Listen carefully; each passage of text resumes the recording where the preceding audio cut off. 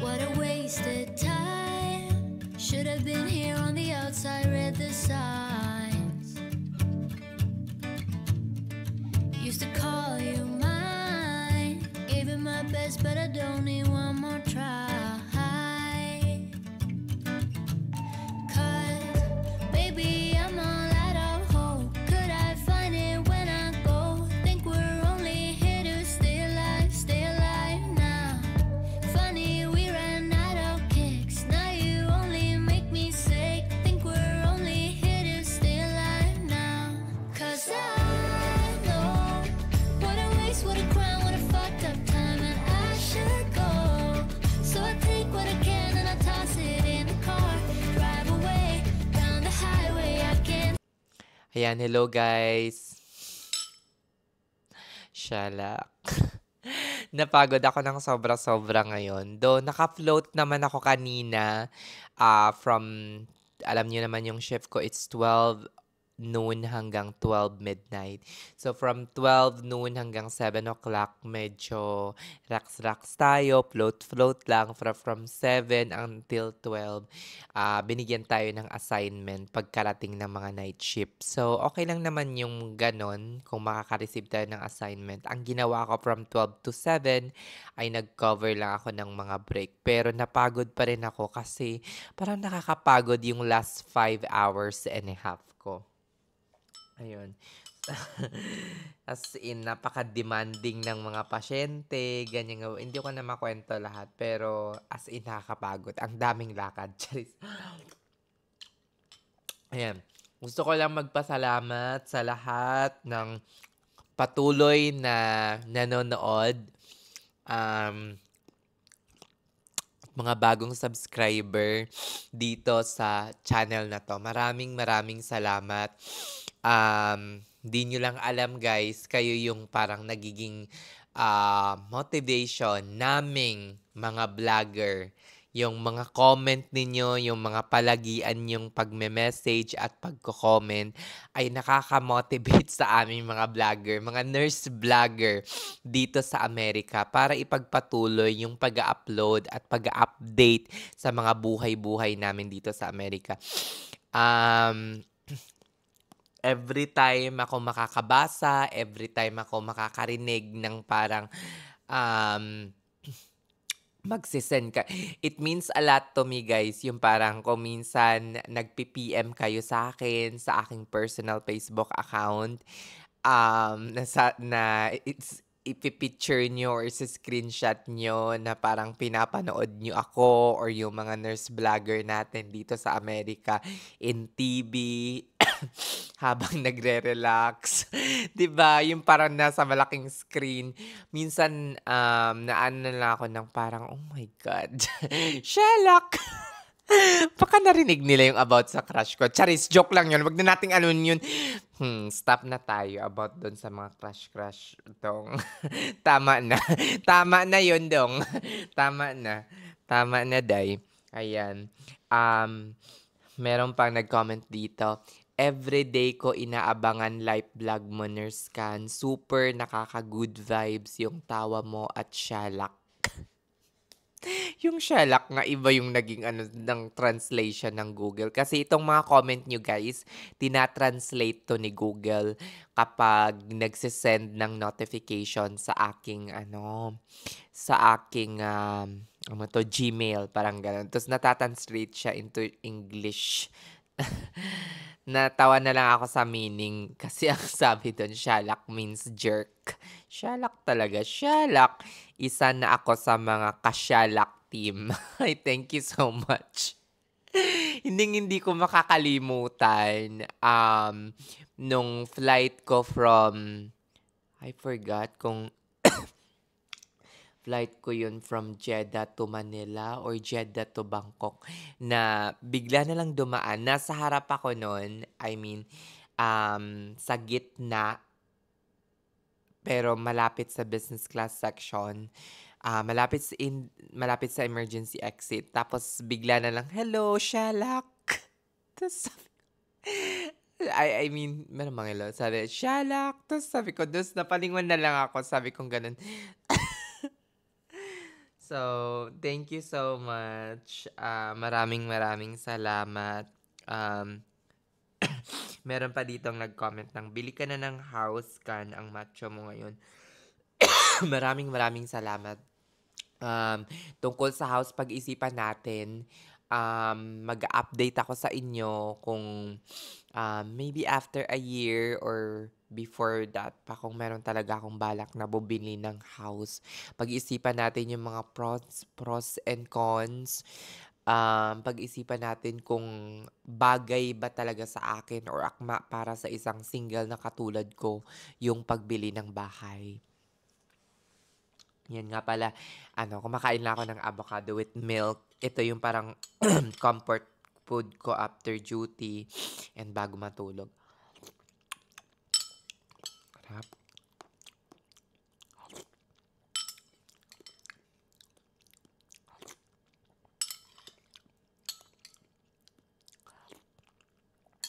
Though nakakapagod yung yung duty ko ngayon, pero ano naman siya, hindi naman siya parang tolerable naman.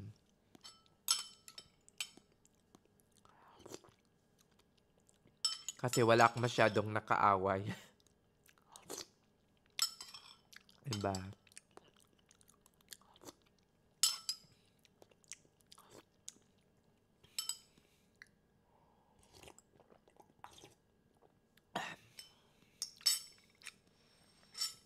Yun. Yun lang, nakapag-break naman ako on time kasi nga naka-float ako from 12 hanggang 7.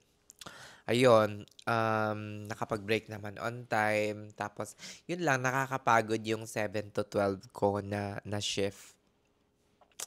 Yung 12 to 7, okay lang naman. Pero, di pa rin mayaalis na parang hindi siya patas parati yung hindi siya patas parati yung pagbibigay ng assignment or workload sa amin. Kasi, kung kalahi nila yon or puti. Maski kasi itim o kaya kaming mga Asian, ganun pa rin yung trato. Kung mga kalahi nila yung mga puti, kung naka-float ka from 12 hanggang 7, float ka pa rin pagdating ng night shift charge ng 7 to 12, i-maintain nila. Pero, sa amin, mga puti, sa mga Asian, tsaka mga itim, hindi. Kung naka-float ka ng 12 to 7, pagdating ng night shift na pinuno, bibigyan ka yan ng bibigyan ka ng assignment. Dati nawala na yon tapos biglang bumalik na naman. Dati may mga charge nurse na mas sobra pa. Ilalagay ka pa talaga sa mga sa mga assignment na hindi nagko-close. Oh, 'di ba? So, after 12 kasi marami ng beds ang kino-close. So, kapag nalagay ka doon sa mga bed na hindi nagko-close, mas toxic yung ganon. Kasi at least, by around, siguro mga 10 o'clock, nagsa-start na mag-close yung mga bed. So, kapag hindi nagko-close, yung mabigay sa yung bed, hanggang 12, sige-sige. Sige-sige yung pagka-busy mo. So, medyo nakakapagod din naman. Pero, at the same time, ang iniisip ko na lang parati is thankful ako na merong trabaho, meron tayong trabaho, hindi tayo na-cancel, hindi tayo napauwi. So, let us all be thankful na meron tayong matatanggap na sahod every 14 days. Kasi, pag summer talaga dito guys, as in, napakahina ng benta at kalakal. Madalas ang canceled ship, madalas ang as in. Kaya yung mga tao kapag winter, 'di ba, sobra-sobra yung pangangailangan, ang daming crisis fee, doon bumabawi. Doon nagsisipag. Kasi nga lahat ng tao nagkakasakit. So, for sure madaming mga pick up. Pero pag pag emergency department ay hindi nawawalan ng pick up. Kaya maraming ang nag-aano sa akin, nagme-message sa akin na parang paano daw bumalik ng emergency department or papaano mag-apply. Meron pang nag-isa ano yung mga common question na tinatanong. Sabi ko sa kanya, mag-review at mag-review ka lang, pero usually kapag emergency department nurse ka, hindi mo na kahalos kailangan mag-review. Charis! Patalino yan. 'Di ba? Sasabihin mo lang kung ano yung alam mo, yung mga common practices ninyo, 'di ba? Siguro alam mo naman yung mga simpleng bagay, like for example, lalo na yung mga protocol like DKA protocol, hyperglycemia protocol, hyperkalemia protocol, 'di ba? Kapag nagkaroon ng hyperkalemia, ano yung mga drugs na ibibigay, papaano siya magkakasunod-sunod, 'di ba? Anong purpose kung bakit tayo nagbibigay ng potassium at saka insulin kapag may hyperkalemia, 'di ba? Which one facilitate the transport of, potassium from intravascular compartment to intracellular space, mga ganon, 'di ba? So, alam mo na kung bakit. So, yung mga titratable drips, kailan ka nagsa-start, ano usually yung goal, ang map, dapat hindi more than 25% ang ibaba within the first 2 hours, mga ganon. So, um, simple question, pero kung hindi ka talaga parang sanay as ED nurse, talagang medyo maano mo, dapat mag-review-review ng onte. Pero siguro maintindihan naman kung bago ka sa emergency department, 'di ba?